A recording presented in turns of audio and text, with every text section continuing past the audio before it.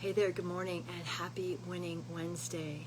For those of you who've never watched one of my live videos, I'm Kim Lucard, Hockey Mama D, and I'm super happy you're watching this live or on the replay. If you are watching me live, just give me a hi. Let me know you're here. I can't see everybody who joins sometimes. It is hot here in Eastern North Carolina. Summer is here with a vengeance, and I want to talk about hydration. Seems like whenever we get hot, we drink more, and I want to point out one danger, and that is something called hyponatremia. It literally means low blood sodium. So in our body, we have a very tight homeostasis balance of our blood sugars, our body salts, many things. And when it comes to hydration, you know, after your skater gets off the ice, if they've been on the ice for an hour or more, even if they're younger, they need a sports drink to replace the lost sodium, the lost potassium, chloride, magnesium, and calcium. Now, of those 5 electrolytes that I just named, sodium is lost in the greatest amounts. That's pretty much a no-brainer. If you look at your skater's shirt, if they wear one under their pads and it's a dark color, you can see the salt ring when the shirt dries.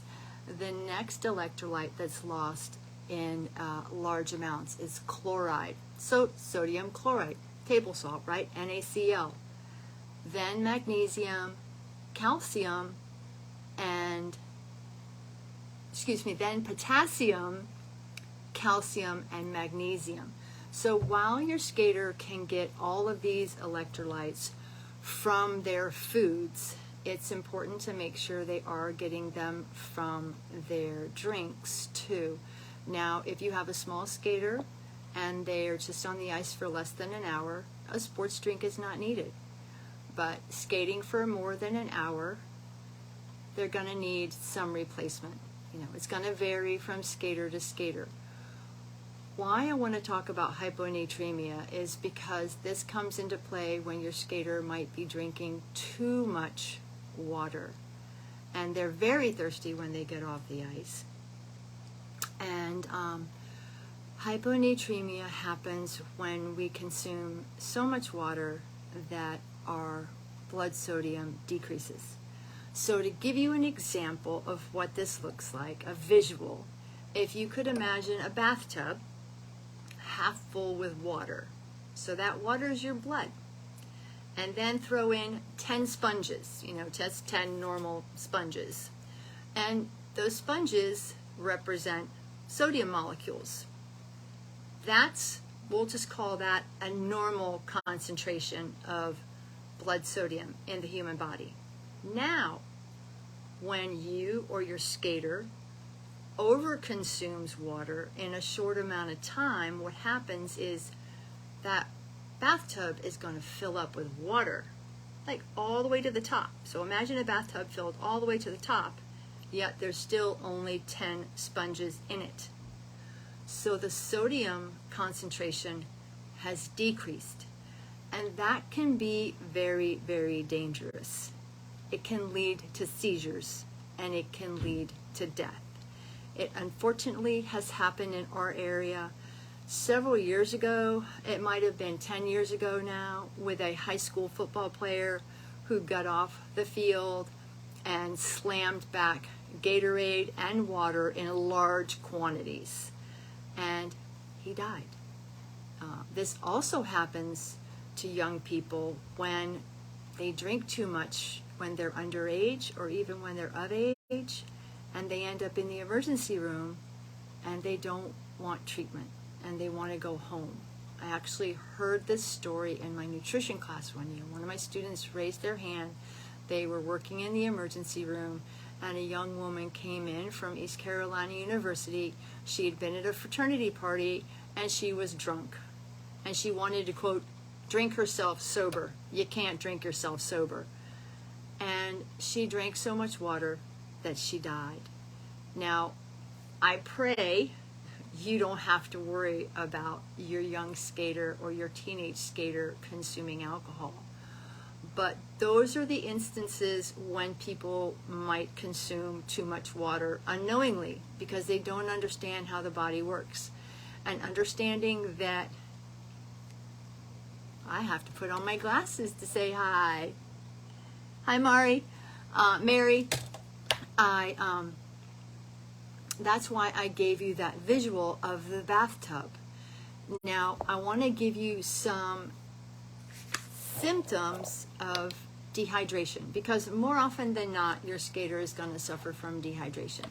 So they can get cloudy and foggy in their thinking. They might or might not be thirsty in the beginning. When we're 1% down, we start to feel thirsty. Our lips might be a little bit chapped, like mine are chapped right now. They're feeling like they're pulling in. I need to drink more water. Your skater might have a headache. My sons came home from school quite frequently complaining of headaches before they had to go to hockey practice in 2 hours. And my first question was, did you drink any water during school? And the usual response was no. So while hyponatremia is a concern, and I always bring it up because I don't want any of the skaters that are in my community, any of the skaters that I work with, to ever suffer the effects of hyponatremia, dehydration is more of a concern because a lot of us get behind with our water intake throughout the day.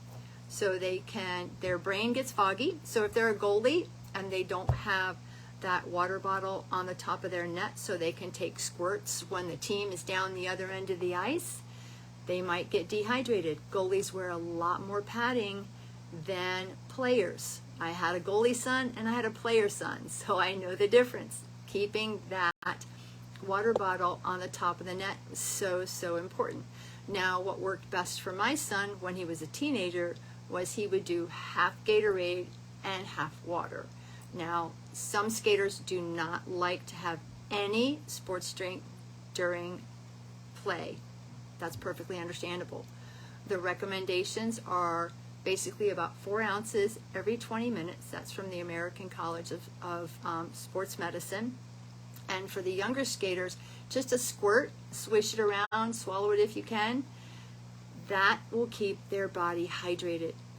When their hydration status decreases to 1%, no matter how hard they try, and decreasing their hydration status to 1% means they're only down in their water intake by 2 cups that they need. So they decrease, their hydration status is decreased by 1%. They go to practice or they go to game, and they're determined to show that they can play the best. However, because their body doesn't have the amount of water in it that it needs, their body's only going to be able to give them 95%. So if your skater is at tryouts or their showcase or their combine, and they want to show the people that are watching them the best hockey skills they have, if they are mildly dehydrated, it's not going to happen.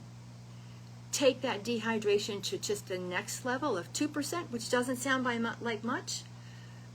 Decreased in hydration status by 2% is going to decrease their stamina by 6 to 7%. So what are the 2 things that the majority of the skaters want to work on when they work with me, whether they work with me in the challenge that's coming up July 10th, or they work with me in the rink, which is my 12-week group coaching program? They want to increase speed and stamina and then focus. Because if you're not focused on the game, your head's not in the game, and no matter how good your hockey sense is, it's not going to be there when your brain isn't working 100%. So water is so, so important along with food. That's why in my book, Eat, Skate, Win, 7 Steps for Your Youth Ice Hockey Star to Eat Like a Champion, you can get it on Amazon. My first chapter is all about water. That's the foundation. And you'll get getting their hydration where it needs to be. So I talked about headaches. I talked about inability to focus if they're down in their water intake. Their muscles are not going to work well. They could have some cramping. They're going to have decreased urine. So their urine is going to be darker, and they're going to be peeing out a small volume. And that is an indicator that they need to drink more. So that is a what do I want to call it? It's just a symptom. It's something that your skater can look at when they're at school or whether they're at work. When they're away from home, they're on their own. They can think. They can, go to the bathroom and they can look in the toilet and they can see, oh, gee, my urine looks like it's the color of apple juice. Well, that's kind of dark.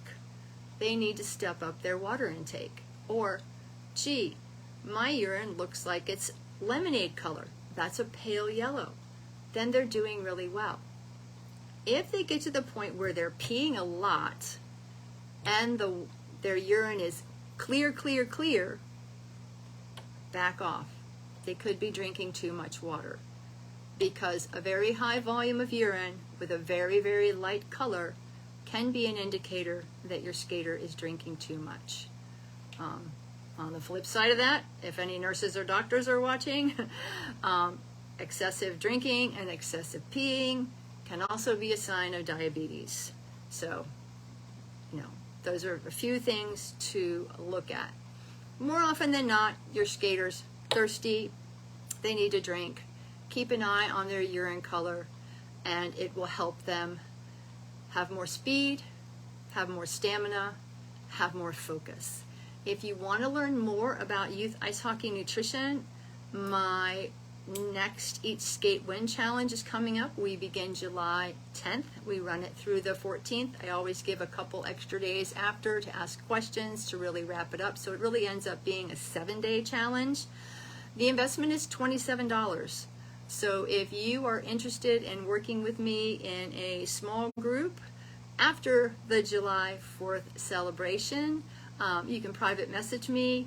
And I also think I've posted the link in our group. So thanks to those of you that have watched. Mary, I hope you have a wonderful day. You're the only person that I can see. And stay hydrated. This is kind of colored because I had some leftover decaffeinated green tea that I mixed in with my morning water. Make it a fantastic day and happy skating. This is Kim Lucard, Hockey Mom RD.